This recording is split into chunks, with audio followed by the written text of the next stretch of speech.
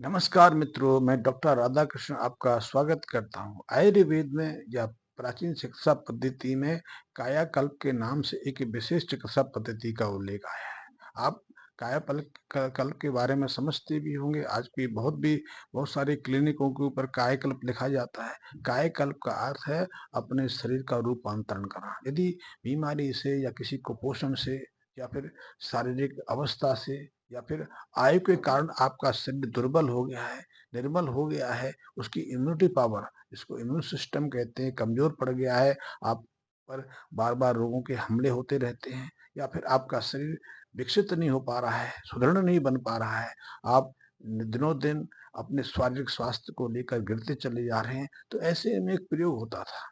इस प्रयोग के माध्यम से जीवन में, शरीर में एक नई शक्ति का संचार किया जाता था। आपके जीर्ण शीर्ण दुर्बल कमजोर शरीर को नए आकार, नई एक उपलब्धता दी जाती थी। स्वास्थ्य की दृष्टि से उसे फिर से उसे जो पुराना जो आपका समय रहा है उसमें पहुंचाने का प्रयास किया जाता था। ऐसे बहुत सारे ऐतिहासिक उल्लेख हैं।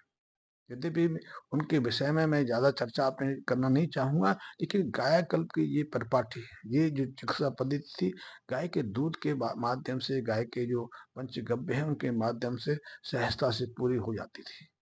आज के समय यदि मैं आपसे कहूँ कि आप कितना दूध घी सेवन कर सकते हैं, तो तुरंत आप मेरे सामने किसी चिकित्सक का उपदेश रख देंगे कि आधुनिक चिकित्सक तो घी को विष मानते हैं। क्योंकि घी के माध्यम से हमारे शरीर में कोलेस्ट्रॉल बढ़ना शुरू हो जाता है और कोलेस्ट्रॉल तो फिर हृदय संबंधी व्याधियों का या फिर शरीर के दूसरे अंगों को बीमार करने की प्रक्रिया की शुरुआत कर देता है।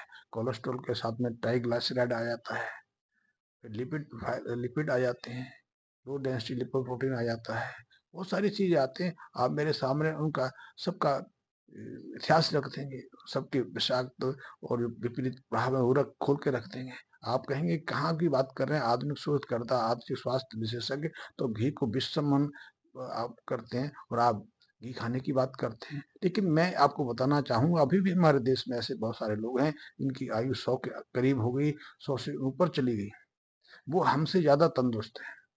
हम 60-65 साल में अपने को बिल्कुल हताश, बिल्कुल निराश, बिल्कुल कमज़ोर अनुभव करने लगते हैं। यद्यपि हम में से कुछ लोग ऐसे होंगे जिनके अंदर अभी भी जीवटता हो, जो अभी भी न केवल जीना चाहते हैं बल्कि वैभव को इकट्ठा करना चाहते हैं। हम में से बहुत सारे ऐसे लोग होंगे जो 60-65 की उम्र में पहुँचकर जब वो जीवन साथी से अलग हो जाते हैं, उनका जीवन साथी उनका साथ छोड़ जाता है, तो नया जीवन साथी ढूँढने का प्रयास करते हैं। हम पश्चिम की उस पर पार्टी का पालन करने का प्रयास करते हैं जो वहाँ आज प्रचलित है। लेकिन इसके बावजूद भी आप इस बात को अनुभव करेंगे कि 60-65 के बाद हमारा शरीर अति दुर्लभ हो जाता है, हमारी बहुत सारी इंद्रियाँ काम करना बंद कर देती हैं। लेकिन ऐसे में बहुत सारे आज भी हमारे पास ऐसे लोग विद्वान हैं जो निरंतर अपनी पूरी ज़िंदगी देसी घी का सेवन करते रहे, छाछ का सेवन करते रहे, गुड़ का सेवन करते रहे। हरियाणा में ऐसे बहुत लोग मिल जाएँगे, राजस्थान में बहुत लोग मिल जाएँगे, पंजाब में ऐसे कई लोग हैं। और उत्तर प्रदेश में बहुत सारे लोग हैं जिन्होंने जीवन भर भरपूर मात्रा में घी का प्रयोग किया, मक्खन का प्रयोग किया, दूध का प्रयोग किया और आज भी वो 100 के करीब पहुंच के पूरी तरह से तंदुरुस्त है।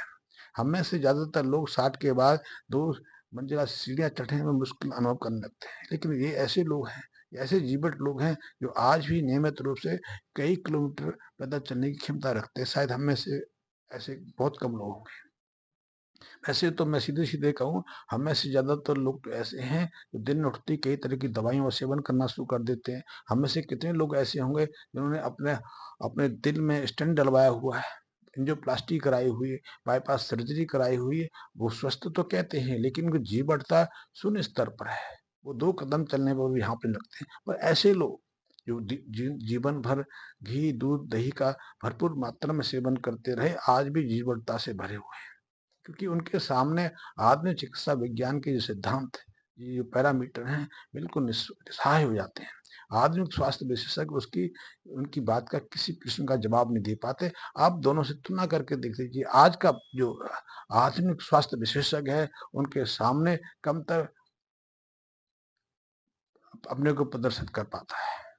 क्यों? क्योंकि उनकी जीवन हम उसके बारे में कई तरह के तर्क दिए जाते हैं, लेकिन मैं तो बात कर रहा था कि आप कितनी मात्रा में घी का प्रयोग कर सकते हैं। घी में जीवटता है। घी को आयुर्वेद में रसायन कहा गया है। रसायन का अर्थ है जो आपकी जीवटता को पुनः सामान्य स्तर पे ले आए, जो आपकी जर्जरता को, आपकी कमजोरी, निर्बलता को निकाल कर उसको पूर्णतः स्वस्थ अवस्था में स्थापित कर सके, उसको रसायन कहते हैं। यानी कि आपका कायाकल्प कर सके। और ये कायाकल्प की प्रक्रिया दूध के माध्यम से सहजता से हो सकती है।